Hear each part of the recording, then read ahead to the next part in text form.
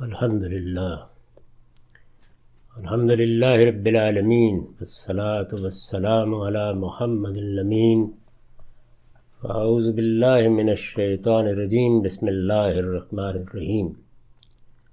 خواتین و حضرات،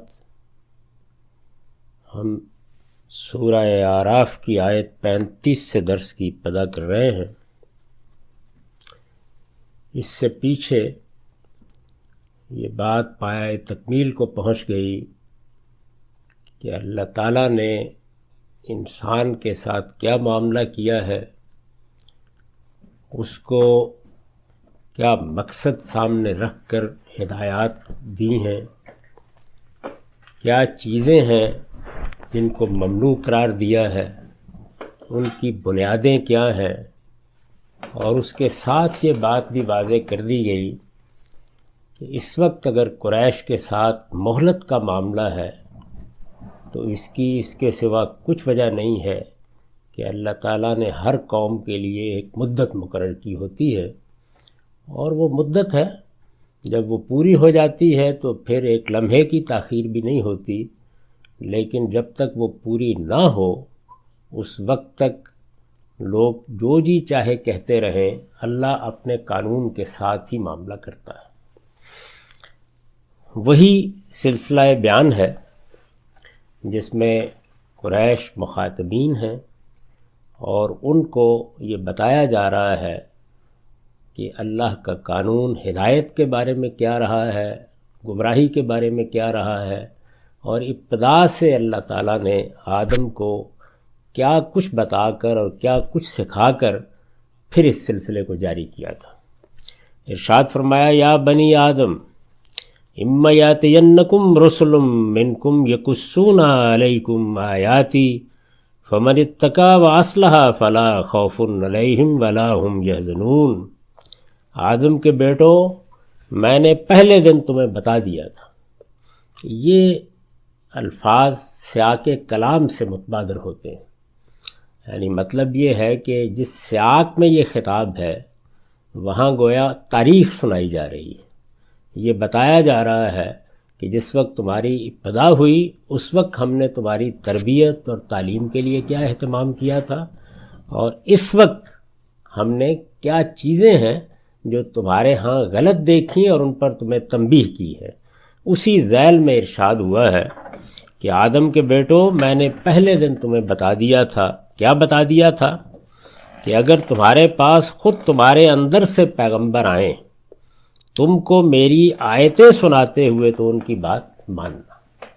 یعنی گویا پہلے دن سے یہ بات واضح کر دی گئی تھی کہ تمہاری فطرت میں اللہ تعالیٰ نے جو ہدایت ودیت کی ہے اس کی تعبیر میں، تشریح میں، تفصیلات میں اختلافات پیدا ہوں گے تو اللہ تعالیٰ نبوت کا سلسلہ جاری کرے گا۔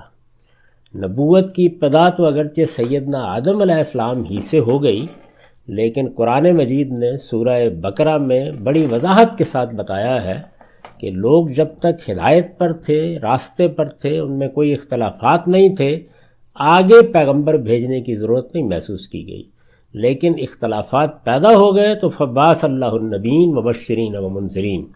تو یہ اسی سے متعلق وعدہ تھا اللہ تعالیٰ کا کہ میری ہدایت کا اہتمام ہوتا رہے گا۔ اگر تمہارے پاس خود تمہارے اندر سے پیغمبر آئیں تم کو میری آیتیں سناتے ہوئے تو ان کی بات ماننا، اس لیے کہ جو خدا سے ڈرے اور انہوں نے اپنی اصلاح کر لی ان کے لیے پھر نہ کوئی خوف ہے اور نہ وہ کبھی غم زدہ ہوں گے۔ اس میں جو فمن اتقی واصلح کا جملہ ہے یہ اصل میں ایک مقدر مفہوم کے اوپر ہے۔ عربی زبان میں اس طرح تعلیل کے جملے آ جاتے ہیں جن سے پہلے ایک جملہ، ایک بات، کلام کا ایک حصہ مقدر ہوتا ہے۔ اس کو کھول دیا میں نے، آدم کے بیٹو میں نے پہلے دن تمہیں بتا دیا تھا کہ اگر تمہارے پاس خود تمہارے اندر سے پیغمبر آئیں تم کو میری آیتیں سناتے ہوئے، یقصون علیکم آیاتی، یعنی اللہ تعالیٰ اپنا کلام اتاریں گے، اللہ تعالیٰ ان پیغمبروں کے ذریعے سے اپنی ہدایت نازل کریں گے۔ یہی وجہ ہے کہ جب ہم قرآن مجید کو دیکھتے ہیں تو معلوم ہوتا ہے کہ غیر معمولی حیثیت سے باقاعدہ کتابیں تو یہ چار ہی ہیں، تورات ہے، زبور ہے، انجیل ہے اور پھر قرآن مجید ہے، لیکن پیغمبروں پر چھوٹے چھوٹے صحیفے نازل کیے جاتے رہے، اور اس طرح کے صحیفے ہم کو بائبل میں بنی اسرائیل کے دوسرے پیغمبروں کے بھی ملتے ہیں۔ یہاں سے بھی یہ بات معلوم ہوتی ہے کہ اللہ تعالیٰ کی آیتیں ان پیغمبروں پر نازل ہوں گی، یہ ان کو سنائیں گے اور لوگوں کو توجہ دلائیں گے۔ اس کا حق کیا ہے وہ یہاں پر مقدر کر دیا، یعنی ان کی بات ماننی چاہیے، ان کی اطاعت کرنی چاہیے، وہ اللہ کی طرف سے آئیں گے، اللہ کا پیغام پہنچائیں گے، اللہ کی بات کہیں گے۔ اس کا نتیجہ کیا ہوگا؟ اس لیے کہ جو خدا سے ڈرے، فمن اتقی واصلح، یہی اصل میں پورے دین کی دعوت ہے۔ یعنی انسان نچنت ہو جاتا ہے، بے خوف ہو جاتا ہے، وہ زمین پر اپنے آپ کو آقا سمجھ بیٹھتا ہے، وہ یہ خیال کرتا ہے کہ اس کا علم، اس کا حسن، اس کا اقتدار، اس کے خدم و حشم، یہ سب کے سب کوئی ابدی چیز ہے۔ وہ یہ بھول جاتا ہے کہ اس کو اس دنیا کے اندر امتحان کے لیے بھیجا گیا ہے، اور وہ امتحان یہی ہے کہ وہ اپنے حدود کے اندر رہ کر اللہ کی بندگی کرے، اللہ کا حکم مانے۔ تو جو خدا سے ڈرے اور انہوں نے اپنی اصلاح کر لی، اس کا نتیجہ کیا ہے کہ اپنے آپ کو ان حدود میں لے آئیں جن حدود کا تعلق اللہ کی بندگی سے ہے۔ اس لیے کہ قرآن مجید نے یہ بات واضح کر دی ہے اور بہت وضاحت کے ساتھ بیان کر دی ہے کہ وَمَا خَلَقْتُ الْجِنَّ وَالْإِنسَ إِلَّا لِيَعْبُدُونِ، یہ اللہ کی بندگی ہے، یہ اس کی عبادت ہے، یہ اس کا بندہ بن کر رہنا ہے، جو ہمارا مقصد تخلیق ہے۔ اس دنیا میں ہم بھیجے ہی اس لیے گئے ہیں۔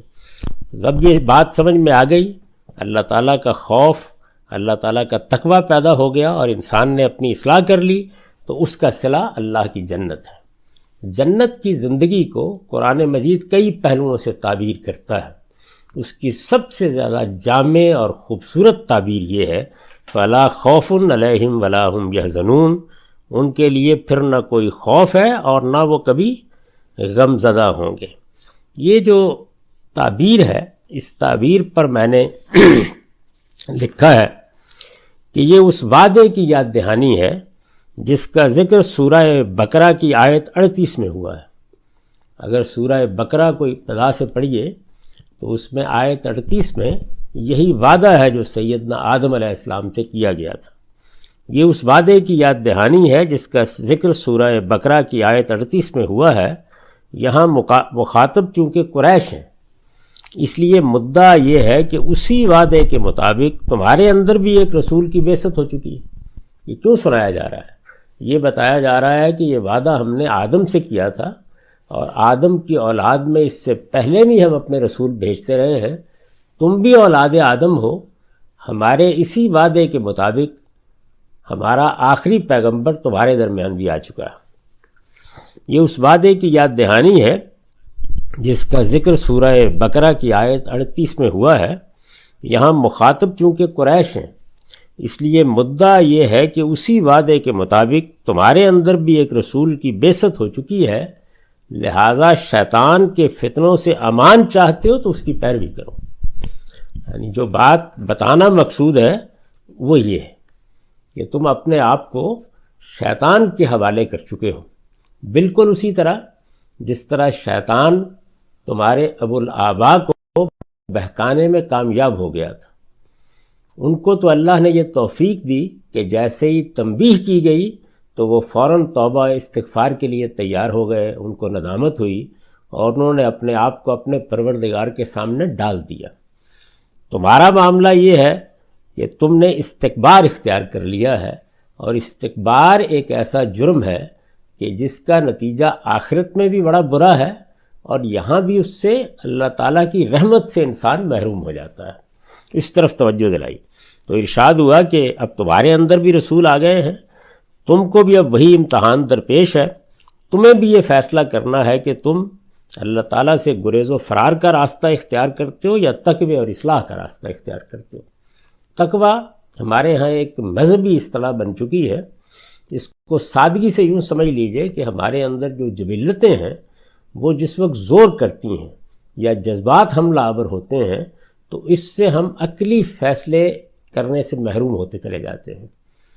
عقل کو وہ فیصلہ کرنے دیا جائے، اور جب وہ فیصلہ کرے تو جذبات اور خواہشات پر اس کی حکومت قائم کرنے کے لیے ہم اپنے ارادے کو بروئے کار لائیں اور اس میں کامیاب ہو جائیں، تو اس کا نتیجہ کیا ہے؟ اپنے آپ کو ڈسپلن کر لینا، قاعدے میں آ جانا، یہی تقویٰ ہے۔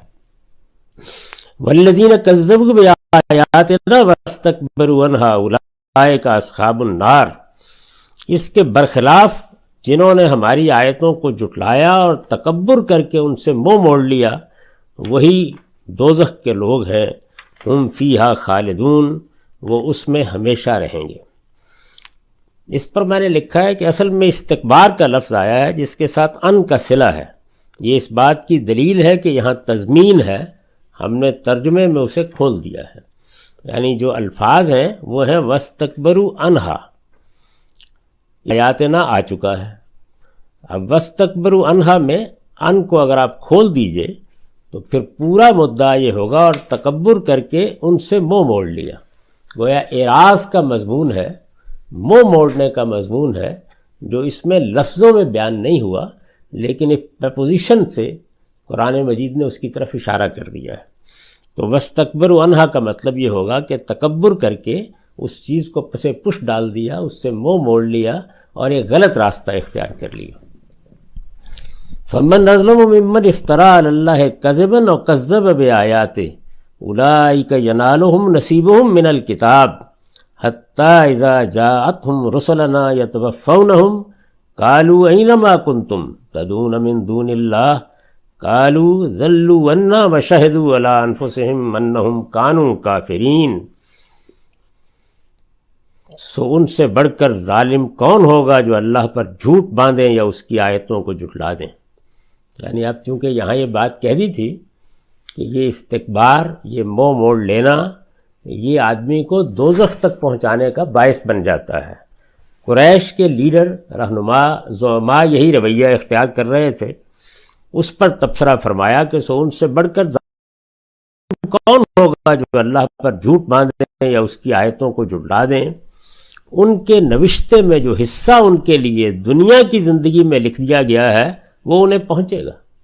یعنی اگر کوئی فرد، کوئی گروہ استکبار کا رویہ اختیار کرتا ہے، اللہ تعالیٰ کی ہدایت سے منہ موڑ لیتا ہے، اعراض اختیار کرتا ہے، تو اللہ کا قانون یہ نہیں ہے کہ فوراً پکڑ لیا جائے، فوراً اس کا محاسبہ ہو جائے، وہ اللہ کی نعمتوں سے محروم کر دیا جائے، بلکہ بعض اوقات اس اعراض و استکبار کے بہت مہلت ملتی ہے۔ اللہ تعالیٰ رفاعیت عطا فرماتے ہیں، اپنی نعمتوں کے دروازے کھول دیتے ہیں تاکہ لوگوں نے جو کچھ کرنا ہے وہ کر لیں۔ قرآن مجید نے اس کو استدراج کے طریقے پر بیان کیا ہے کہ نملی لہم، ہم اتنی مہلت دے دیتے ہیں کہ وہ فراموش کر بیٹھتے ہیں کہ کبھی خدا کے سامنے جانا ہے، جواب دہ ہونا ہے، اس وقت اللہ تعالیٰ کی گرفت ہو جاتی ہے۔ تو یہ فرمایا کہ دنیا کی زندگی میں جو حصہ ان کے لیے لکھ دیا گیا ہے، جو حصہ ان کے لیے دنیا کی زندگی میں لکھ دیا گیا ہے وہ انہیں پہنچے گا۔ اللہ تعالیٰ اس سے محروم نہیں کرتے۔ جتنی مہلت لکھ دی گئی ہے اس مہلت میں کیا امتحان لینا ہے؟ صبر کا، شکر کا، نعمتیں دینی ہیں، کس طرح کی نعمتیں دینی ہیں، کتنا بڑا اقتدار دینا ہے، کتنا علم دے دینا ہے، کیا نتائج نکل آنے ہیں، یہ سب چیزیں اگر اللہ نے مقدر کر رکھی ہوئی ہیں امتحان کے لیے تو وہ مل جائیں گی، وہ انہیں پہنچے گا، یہاں تک کہ جب ہمارے فرشتے ان کی روحیں قبض کرنے کے لیے ان کے پاس آئیں گے۔ حتیٰ اذا جاتہم رسلنا یتوفونہم، فرشتے روحیں قبض کرنے کے لیے ان کے پاس آئیں گے، قالو، تو پوچھیں گے، اینما کنتم تدعون من دون اللہ، کہ اللہ کے سوا جن کو تم پکارتے تھے وہ کہاں ہیں؟ ہمارے ہاں تو عام طور پر یہ تصور ہے کہ روایتوں میں کچھ سوالات نقل ہوئے ہیں جو موت کے وقت پوچھے جاتے ہیں قرآن، تو لوگوں کے احوال کے لحاظ سے وہ بہت سے سوالات ہیں جو فرشتے کریں گے۔ مثلا سورہ نساء میں سوال و جواب نقل ہوئے ہیں جو ان لوگوں سے کیے جائیں گے اور موت کے وقت کیے جائیں گے جو ہجرت کرنے کے لیے تیار نہیں ہوئے، یعنی ایمان لائے، رسالت بآب صلی اللہ علیہ وسلم کی دعوت کو قبول کیا، اس کے بعد جب یہ مطالبہ کیا گیا کہ تم اس حالت سے نکلو، اور جب کہ اللہ تعالیٰ نے ایک دارالہجرت میسر کر دیا اور وہاں اللہ کا پیغمبر موجود ہے تو وہاں پہنچو، لیکن وہ اس کے لیے تیار نہیں ہوئے تو ان سے یہ سوال کیا جائے گا۔ یہاں دیکھیے کہ وہ لوگ جو استکبار اختیار کرتے ہیں ان سے کیا پوچھا جائے گا؟ جب ہمارے فرشتے ان کی روحیں قبض کرنے کے لیے ان کے پاس آئیں گے تو پوچھیں گے کہ اللہ کے سوا جن کو تم پکارتے تھے وہ کہاں ہیں؟ یعنی وہ معبود جن پر تمہارا سارا اعتماد تھا، جن کو سہارا بنائے ہوئے تھے، جن کی مدد مانگتے تھے، وہ اب کہاں گئے؟ وہ کہاں ہیں؟ ظاہر ہے کہ یہ سوالات کرنے کے لیے نہیں ہوتے بلکہ تفضیح کے لیے ہوتے ہیں۔ اس وقت گویا حقائق واضح ہوں گے، پردہ اٹھ جائے گا، اللہ کے فرشتے سامنے ہوں گے اور وہ پھر پوچھیں گے کہ یہ تم کیا کرتے رہے، کدھر گئے وہ سب؟ اوپر آپ نے دیکھا ہوگا کہ افتراء علی اللہ کے الفاظ آئے تھے، فمن اظلم ممن افتراء علی اللہ کذبا، یہ اب اس کی وضاحت کر دی ہے۔ چنانچہ میں نے لکھا ہے کہ اوپر جس افتراء علی اللہ کا ذکر ہے یہ اس کی وضاحت ہو گئی۔ وہ افتراء علی اللہ کیا ہے؟ اللہ کے سوا دوسروں کو معبود بنانا، اس کو اللہ تعالیٰ کہتے ہیں یہ سب سے بڑا ظلم ہے، اس سے بڑا گناہ کوئی نہیں ہو سکتا۔ یہ اپنی طرف سے خدا بنانا ہے، یعنی تم خدا کے بندے ہو، اس کی بندگی کے لیے پیدا کیے گئے ہو، اس کی بندگی کرنا تو ایک طرف، تم اس کو چھوڑ کر دوسروں کو معبود بنا رہے ہو۔ تو قرآن مجید اس کی حقیقت کو جب بیان کرنا چاہتا ہے تو اس کے لیے تعبیر اختیار کرتا ہے افتراء علی اللہ، اللہ پر جھوٹ باندھنا۔ تو یہ اس کی وضاحت کی ہے کہ اس وقت پوچھا جائے گا کہ اینما کنتم تدعون من دون اللہ، اللہ کے سوا جن کو پکارتے تھے وہ کہاں ہیں؟ قالوا ضلوا عنا وشہدوا علی انفسہم انہم کانوا کافرین، وہ کہیں گے کہ وہ سب تو ہم سے کھوئے گئے، یعنی اب ہم تلاش بھی کریں تو کہاں پائیں، وہ دنیا ختم ہو گئی۔ وشہدوا علی انفسہم انہم کانوا کافرین، اور اپنے خلاف خود گواہی دیں گے کہ وہ فی الواقع منکر تھے، یعنی اس موقع پر بات بنانے کی گنجائش نہیں رہے گی، کوئی آدمی دائیں بائیں سے آزار نہیں پیش کر سکے گا، اعتراف کرنا پڑے گا اس بات کا کہ فی الواقع ہم منکر تھے۔ یہی وہ چیز ہے کہ جس کو دنیا میں بھی کفر سے تعبیر کیا جاتا ہے، جو مستلزم سزا ہو جاتا ہے، یعنی حجت پوری ہو گئی، آپ کے باطن نے گواہی دی کہ حق یہی ہے، اس کے باوجود ماننے سے انکار کر دیا، تو اب یہ وہ کفر ہے جس کی سزا ملتی ہے۔ عربی زبان میں یہ جو کفر کا لفظ ہے یہ اپنے عام مفہوم میں بھی عام استعمال ہوتا ہے، یعنی اللہ پیغمبر کا انکار کر دیا، دعوت حق کا انکار کر دیا، وہاں وہ مفعول پیش نظر ہوتا ہے اور وہ انکار ایک حقیقی واقعے کے طور پر بیان کر رہا ہوتا ہے۔ میں نے دعوت پیش کی، آپ نے میری بات نہیں مانی، تو عربی زبان میں ظاہر ہے کہ اس انکار کے لیے کفر کا لفظ استعمال کیا جا سکتا ہے، لیکن وہ مستلزم سزا کب ہو جاتا ہے؟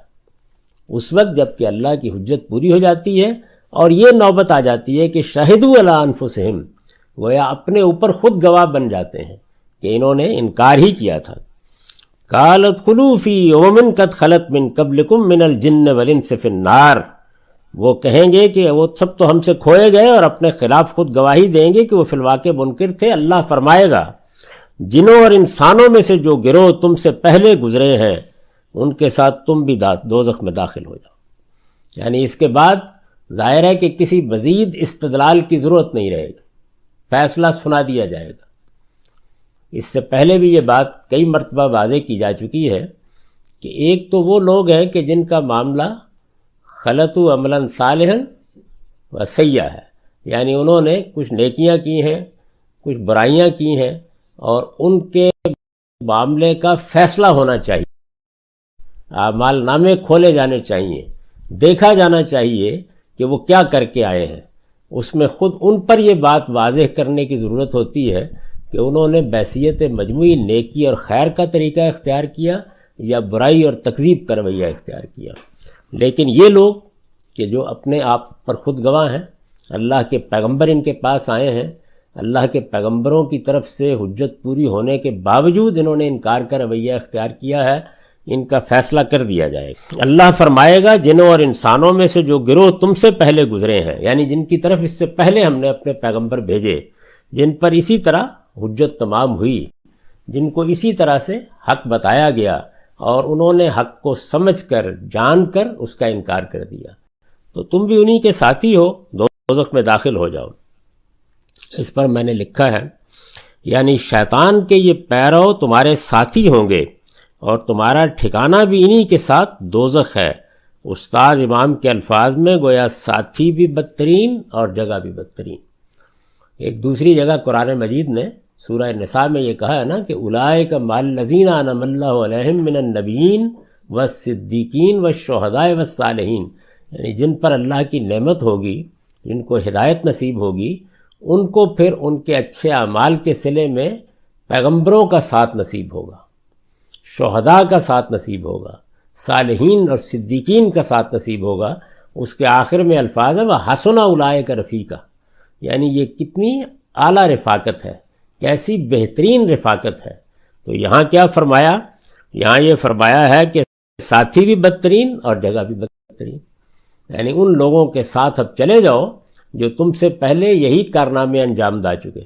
یہ عاد ہیں، یہ سمود ہیں، یہ لوط کی قوم ہے، یہ فرعون اور اس کی آل کے لوگ ہیں۔ تو یہی ساری کی ساری تاریخ جو قرآن مجید میں بیان ہوئی ہے، یہ ان قوموں کی تاریخ ہے جس کو یہاں بیان کیا ہے۔ قالت خلوا فی یوم قد خلت من قبلکم من الجن والانس، یعنی جنوں انسانوں میں سے جو گروہ تم سے پہلے گزرے ہیں، جن کا رویہ ان کے ساتھ تم بھی جاؤ اور جا کے آگ میں داخل ہو جاؤ۔ کلما دخلت امت لعنت اختہا، ان میں سے ہر گروہ جب داخل ہوگا تو اپنے ساتھی گروہ پر لعنت کرے گا، یعنی یہ اس تو تکار کی تصویر ہے جو دوزخ میں پیش آئے گی۔ اپنے پہلوں پر لعنت کریں گے اور وہ ان پر لعنت کریں گے۔ لعنت ہمارے ہاں تو ایک اور مفہوم میں استعمال ہونے لگ گیا، لیکن عربی زبان میں اس کا مطلب یہ ہے کہ اللہ کی رحمت سے دور ہونے کی دعائیں دیں گے، گویا بد دعائیں ایک دوسرے کے منہ سے نکلیں گی کہ تم بھی ذلیل ہوئے، تم بھی رسوا ہوئے، تم نے ایک بری سنت قائم کی، تم نے بھی اس کا نتیجہ دیکھ لیا، ہم بھی اس کا نتیجہ دیکھنے کے لیے آ گئے ہیں۔ ان میں سے ہر گروہ جب داخل ہوگا تو اپنے ساتھی گروہ پر لعنت کرے گا۔ حتیٰ اذ ادارکوا فیہا جمیعا قالت اخراہم لأولاہم ربنا ہؤلاء اضلونا فآتہم عذابا ضعفا من النار۔ ان میں سے ہر گروہ جب داخل ہوگا تو اپنے ساتھی گروہ پر لعنت کرے گا، یہاں تک کہ جب سب وہاں اکٹھے ہو جائیں گے تو ان کے پچھلے اگلوں کے بارے میں کہیں گے پروردگار یہی لوگ ہیں جنہوں نے ہمیں گمراہ کیا، ان کے پچھلے اگلوں کے بارے میں۔ اب وہ اکابر، وہ بڑے، وہ آپ کے بزرگ، وہ سب کے سب وہاں کٹہرے میں کھڑے ہوں گے اگر انہوں نے برائی کی تعلیم دی، شرک کی تعلیم دی، استکبار کی تعلیم دی، تو وہ جن کے اوپر لوگ فخر کر رہے ہوتے ہیں اور ان کو اپنے لیڈر اور رہنما سمجھتے ہیں، وہی ہے کہ در حقیقت جو بری سنتیں قائم کرتے اور بری روایات کے بانی ہوتے ہیں، سب ایک دوسرے پر لعنت کر رہے ہوں گے۔ اس پر میں نے لکھا ہے یہ جو فرمایا ہے کہ جب وہاں اکٹھے ہو جائیں گے تو ان کے پچھلے اگلوں کے بارے میں کہیں گے، اصل الفاظ ہیں حتیٰ اذ ادارکوا فیہا جمیعا قالت اخراہم لأولاہم۔ ان میں دارکو عربیت کے قاعدے سے تدارکو میں تبدیلی سے بنا ہے، اور قالت اخراہم لأولاہم میں لام فی کے معنی میں ہے۔ یہ عربی زبان کے طلبہ کے لیے اشارہ ہے تاکہ وہ اس لفظ کی ترکیب اور تالیف کو سمجھ سکیں۔ اس میں چونکہ وہ مشکل پیش آتی ہے۔ آیت کا مدعا یہ ہے کہ پہلی مرتبہ دیکھیں گے تو ایک دوسرے پر لعنت کریں گے، اور جب اکٹھے ہو جائیں گے تو اخلاف اپنے اسلاف کے بارے میں استغاثہ پیش کر دیں گے، یعنی ابتدا تو لعنت ملامت کے کلمات سے ہوگی۔ جیسے آپ دیکھتے ہیں مجرموں کو تو غصے کا اظہار کرتے ہیں، پہلے جذبات کا اظہار ہوتا ہے، پھر کیا ہے، پھر وہ استغاثہ پیش ہو جائے گا۔ اور وہ استغاثہ کیا ہے اس کو قرآن مجید نے بیان کیا ہے، وہ یہ کہیں گے کہ پروردگار یہی لوگ ہیں جنہوں نے ہمیں گمراہ کیا، یعنی آپ پلٹ کر اللہ کی طرف منہ کریں گے اور وہاں درخواست پیش کرنے کی صحیح کریں گے کہ یہ لوگ ہیں، ہم گمراہ نہیں ہوئے، یہ ہمارے لیڈر، یہ ہمارے علماء، یہ ہمارے بڑے، یہ جن کو ہم اکابر، جن کو ہم اپنے زعماء کی حیثیت دیتے رہے ہیں، یہ ہیں جنہوں نے ہمیں گمراہ کیا ہے۔ تو اب اپنی غلطی کا احساس بھی ہوگا کہ ہم نے ان کی پیروی کی، اب بھی کر چکے ہیں، شاہدوا علی انفسہم، گواہی دے چکے ہیں کہ ہم ہی منکر تھے، تو اس وجہ سے اپنی برات کی بات تو نہیں کر سکیں گے، لیکن اپنے جذبات کا اظہار اس طریقے سے کریں گے کہ پروردگار ان کو اب آپ دوہرا عذاب دیں۔ پروردگار یہی لوگ ہیں جنہوں نے ہمیں گمراہ کیا، اس لیے انہیں آگ کا دوہرا عذاب دے۔ اللہ تعالیٰ اس کے جواب میں کیا فرمائیں گے؟ فآتہم عذابا ضعفا من النار، یعنی یہ کہیں گے کہ ان کو دوہرا عذاب دے۔ اللہ کا ارشاد ہوگا تم سب کے لیے دوہرا عذاب ہے، قال لکل ضعف ولکن لا تعلمون، مگر تم جانتے نہیں۔ یعنی اس وقت تمہیں احساس نہیں اس بات کا کہ اللہ کی گرفت میں آنے کے بعد اب کیا تمہارے ساتھ ہونے والا ہے، تم سب کے لیے دوہرا ہی عذاب ہے۔ اس پر میں نے لکھا ہے کہ یعنی ایک عذاب خود گمراہی اختیار کرنے کا، اور دوسرا عذاب دوسروں کو گمراہ کرنے اور جرائم پیشگی کی میراث چھوڑنے کا۔ یہ دوہرے عذاب کا کیوں مطالبہ کر رہے ہیں؟ کہ یہ لوگ ہیں کہ جنہوں نے خود بھی گمراہی اختیار کی، خود بھی راستے سے بھٹکے، اور پھر دوسروں کے لیے رہنما بنے، گمراہی کے لیڈر بنے، گمراہی کو دنیا کے سامنے پیش کرنے والے بنے، گمراہی کے لیے انہوں نے وہ سنن قائم کی جن کا ہم نے پھر پیروی کر کے ساتھ استقبال کیا۔ تو یہ لوگ ہی ہمارے رہنما ہیں۔ تو ایک یہ چیز ہو گئی، یعنی ایک عذاب خود گمراہی اختیار کرنے کا، اور دوسرا عذاب دوسروں کو گمراہ کرنے اور جرائم پیشگی کی میراث چھوڑنے کا۔ اسی کو بعض روایتوں میں بیان کیا گیا نا کہ آدمی کو اگر کوئی سنت چھوڑنی ہے، کوئی طریقہ قائم کرنا ہے، تو یہ سمجھ لینا چاہیے کہ وہ طریقہ خیر کا ہے تو وہ ہمیشہ اس کے لیے اجر کا باعث بنتا رہے گا۔ جب تک وہ طریقہ جاری ہے، جب تک اس کی پیروی ہو رہی ہے، اللہ تعالیٰ اس کا اجر دے گا، کیونکہ یہ وہ شخص ہے کہ جس نے اس طریقے کی ابتدا کی تھی۔ اور اگر کسی برائی کی ابتدا کی ہے تو جیسے قابیل و حابیل کے مابین ایک معاملہ ہوا اور قابیل نے اپنے بھائی کو قتل کر دیا، تو اس روایت میں یہ کہا گیا ہے کہ اب ہر ہونے والا قتل وہ قابیل کے کھاتے میں تو درج ہوتا ہی ہے۔ تو یہی معاملہ ساری برائیوں کا ہے۔ اس کی وجہ یہ ہے کہ نیکی اور بدی دونوں متعدی چیزیں ہیں۔ آپ نیکی کو اختیار کریں گے، نیکی کی تعلیم دیں گے، نیکی کی دعوت دنیا کے سامنے پیش کریں گے، تو ایک سے بات دوسرے تک پہنچتی چلی جائے گی۔ نیکی ایک جگہ تک محدود نہیں رہتی، وہ چھوٹے سے چھوٹے پیمانے پر بھی خاندان میں، اولاد میں، اعزاء میں، اقربا میں، دوستوں میں سفر کرنا شروع کر دیتی ہے۔ اور بدی کا بھی یہی معاملہ ہے۔ اس کی وجہ یہ ہے کہ نیکی اور بدی دونوں متعدی چیزیں ہیں، ان کے اثرات سلف سے خلف تک منتقل ہوتے رہتے ہیں۔ چنانچہ ہر قتل جس طرح قاتل کے حساب میں درج ہوتا ہے، اسی طرح آدم علیہ السلام کے بیٹے قابیل کے حساب میں بھی آپ سے آپ درج ہو جاتا ہے، جس نے خدا کی زمین پر پہلا قتل کیا تھا۔ پھر یہ قاتل بعد میں آنے والوں کے لیے قابیل بن جاتا ہے، اور سلف سے خلف تک یہ سلسلہ اسی طرح چلتا رہتا ہے۔ یعنی ایک سے اگر ایک چیز لی ہے تو آگے اللہ نے کیوں توفیق نہ دی کہ آدمی اچھی روایت قائم کرتا؟ تو اگر قابیل سے ایک سلسلہ چلا، مجھ تک پہنچا، تو میں نے کیا کیا؟ کیا میں نے اس میراث کو اٹھا کے ایک طرف رکھ دیا اور نیکی کی میراث قائم کی؟ نہیں، میں نے خود بھی بدی کو آگے بڑھایا، تو پھر آگے میں بھی قابیل بن گیا ہوں۔ اسی بنا پر فرمایا ہے کہ ہر ایک کے لیے دوہرا عذاب ہے۔ ہر گروہ کو اپنے گناہوں کے ساتھ ساتھ ان گناہوں کا حصہ بھی لینا ہے جن کے ارتکاب سے اس نے دوسروں کے لیے بری مثال قائم کی۔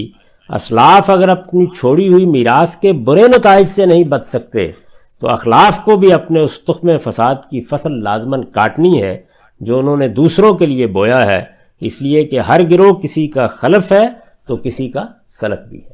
تو یہ تنبیہ کی ہے کہ قیامت میں لعنت سے کچھ نہیں ہوگا، وہاں پر ہر ایک کو عذاب بھگتنا ہے، ہر ایک کے لیے دوہرا عذاب ہے، کیونکہ اگر ایک روایت قائم کرنا ہے تو دوسرا اس روایت کو آگے بڑھانے والا ہے۔